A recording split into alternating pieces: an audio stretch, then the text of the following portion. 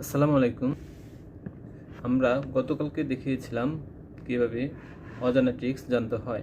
সেরকম একটি অজানা ট্রিক্স নিয়ে আপনাদের সামনে আজকে আমি হাজির হলাম। আমরা অনেক আমাদের বস যদি বলে যে নামগুলো ফিল্টার করতে বা যেভাবে ফিল্টার করতে, আমরা সেক্ষেত্রে এভাবে প্রেস করে করে ফিল্টার করি। কিন্তু অনেকেই জানেন না এটারও একটা সহজ পদ্ধতি আছে। সেই পদ্ধতিটি আজকে আমি আপনাদেরকে দেখিয়ে দেব। সেজন্য ভিডিওটি শেষ পর্যন্ত দেখার অনুরোধ রইল।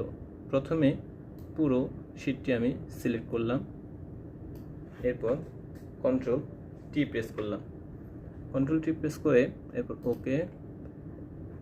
এরপর একটা অপশন আছে ইনসার্ট স্লাইসার।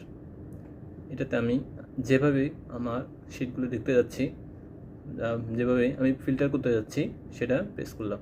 আমি নেম দিয়ে ফিল্টার করতে যাচ্ছি, প্রেস করলাম। এখন এখানে আমি শীটটি একটু বড় করে দিলাম। এখন আমি কয়টি কলামে দেখতে যাচ্ছি, আমি এখানে 2টি কলামে 5টি কলামে দেখতে যাচ্ছি। আপনি চাইলে আরও বেশি কলাম অ্যাড করতে পারেন। আমি এখানে টোটাল 10টি কলাম অ্যাড করলাম। দেন প্রেস করলাম। এখন আপনি খুব সহজেই এখানে আমির প্রেস করলে আমির ফিল্টার হয়ে গেল। এখানে আমি জাহাঙ্গীর প্রেস করলে জাহাঙ্গীর হয়ে গেল। এখানে জাকির প্রেস করলে জাকিরের সব শীট বের হয়ে গেল। এভাবেই শর্টকাট পদ্ধতিতে আপনি ফিল্টার করতে পারবেন।